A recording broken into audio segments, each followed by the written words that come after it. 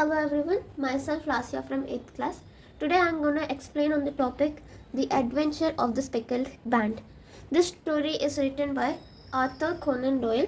So this story is very interesting based on a young lady's story and how the detectives save her life.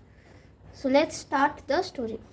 It was early in April that a young lady arrived to meet Sherlock Holmes. "Good morning, madam," said Holmes cheerily. "Draw up to the fire, for I observe that you are shivering." "It is fear which makes me shiver, Mr. Holmes. It is terror," said the woman in a low voice. She raised her veil as she spoke, and we could see that her face was drawn and grey with restless, frightened eyes. So the Sherlock Holmes and Dr. Watson were detectives. So they rised unusually early one morning to meet a young woman named Helen. Helen Stoner. So the Holmes said to the Helen, "Good morning, madam," respectively, and he said that you are shivering. So Helen answered that it is the fear makes me shiver. So she was looking so pale because she was worried and she was restless. "My name is Helen Stoner and I live with my stepfather, Dr. Grimsby Roylott of Stoke Moran. When Dr. Roylott was in India, he married my mother, Mrs. Stoner, the young widow of Major General Stoner. My twin sister, Julia, and I were only 2 years old at the time of our mother's remarriage. My mother left her fortune to Dr. Roylott entirely, with the provision that a certain annual sum be given to each of us in the event of our marriage. Shortly after our return to England, my mother died. Dr. Roylott then took us to live with him in the old manor house at Stoke Moran." So the Stoke Moran is the place where Julia means Helen's sister, and Helen and Dr. Grimsby Roylott live. So Helen is scared of her stepfather, Dr. Grimsby Roylott. When Dr. Grimsby Roylott was in India, was in Calcutta, he married to Helen's late mother when she was widow of Major General Stoner. When Julia and Helen were of 2 years, her mother got remarried. Her mother left her fortune to Dr. Roylott entirely, with a condition that she will give a certain annual sum at the event of their marriage. Shortly after return to England, Helen's mother died. Then Dr. Roylott took them to live with him in the old manor house at Stoke Moran. But a terrible change came over our stepfather. He shut himself up in the house and seldom came out except to indulge in quarrels with whoever might cross his path. He has a passion for Indian animals, and he has at this moment a cheetah and a baboon, which are feared by the villagers almost as much as their master.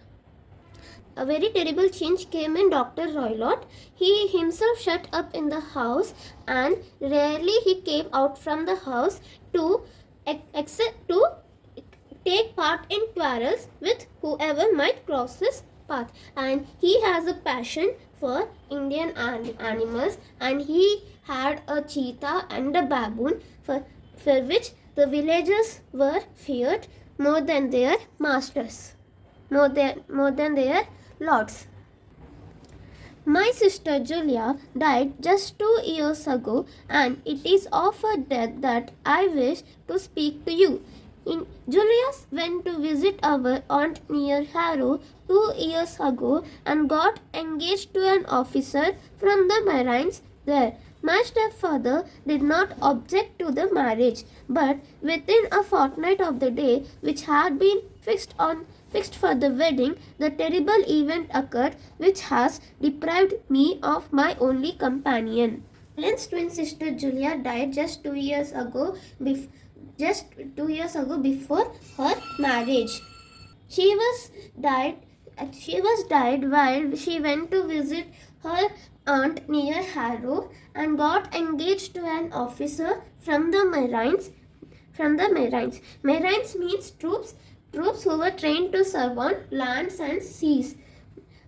So their stepfather did not object to, did not disapprove to the marriage, but within a 15 days which had been fixed for the wedding, the Julia left Helen alone. Pray be more precise as to the details, said Holmes. That fatal night, my sister left her room next door to our stepfather's and came to mine. Tell me, Helen, she said, have you ever heard anyone whistle in the dead of the night? Never, I said, but why do you ask? Because during the last few nights, about 3 in the morning, I have heard a low, clear whistle. With that, she went to her room. A few moments later, I heard her key turn in the lock. So the Holmes was saying that continue with the more details. At the fatal night means at the ending night of the Julia, Julia left her room and went to the next door to the stepfather's, Dr. Roylott, and came to Helen's room and asked Helen that, Tell me, Helen, have you ever heard anyone whistle in the dead of the night? Then Helen answered that, never, I said. But why do you ask? Then Julia answers that because from last few nights I have heard a very low, gentle, soothing sound, a very gentle, soothing whistle sound. With that, she went to her room. A few moments later, the Helen heard her key turn in the lock. I could not sleep that night. I had a vague feeling that something terrible might happen. The wind was howling outside and the rain was beating against the windows. Suddenly, there burst forth a wild scream in my sister's voice. As I opened my door, I heard a low whistle. My sister appeared at the door, her face blanched with terror. As she fell to the ground, she shrieked, "Oh my God, Helen!" It was the band, the Speckled band. She pointed in the direction of our stepfather's room, but a fresh convulsion seized her and chopped her words. I rushed out, calling loudly for my stepfather. He sent for medical aid from the village, but all efforts were in vain. So Julia couldn't be able to sleep at that night, and she had a very bad feeling that something different might happen. Something strange might happen. The wind was howling outside, and the rain was beating against the windows. Suddenly, Julia screamed very hard, and as Helen opened the door, she heard a low whistle, and Julia appeared at the door. Her face was pale, was shocked and frightened with terror. As she fell down and she fell to the ground, and she spoke that, "Oh my God, Helen, it was the band, the Speckled band." But Helen did not understood the words meaning. And Julia pointed to the direction of their stepfather's room, and Helen went to call her stepfather, and Dr. Roylott sent for medical aid from the village. 2 years have passed since then, and my life has been lonelier than ever. But a month ago, a dear friend asked me to marry him. My stepfather has not opposed the match, and we are to be married in spring.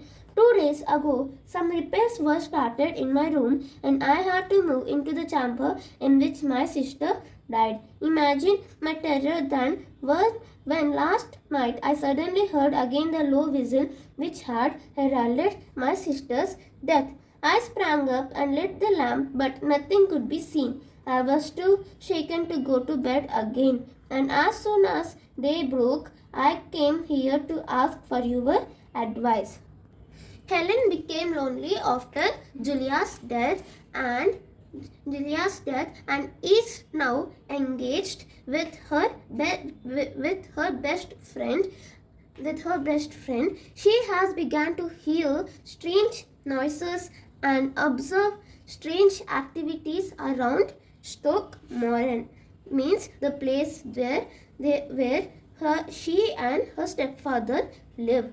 Before Helen's sister's death, the Dr. Roylott had modifications made inside the house and is now forcing Julia to move to the room where Helen's sister Julia died. As soon as this situation happened, the Helen came to Holmes and asking for advice. After a long silence, Holmes said, if we were to come to Stoke Moran today, would it be possible for us to see these rooms without the knowledge of your stepfather? As it happens, he spoke of coming into town today on some important business. It is probable that he will be away all day. So Holmes plans to visit the Stoke Moran later in the day, as he is visiting the town today as far as some important business.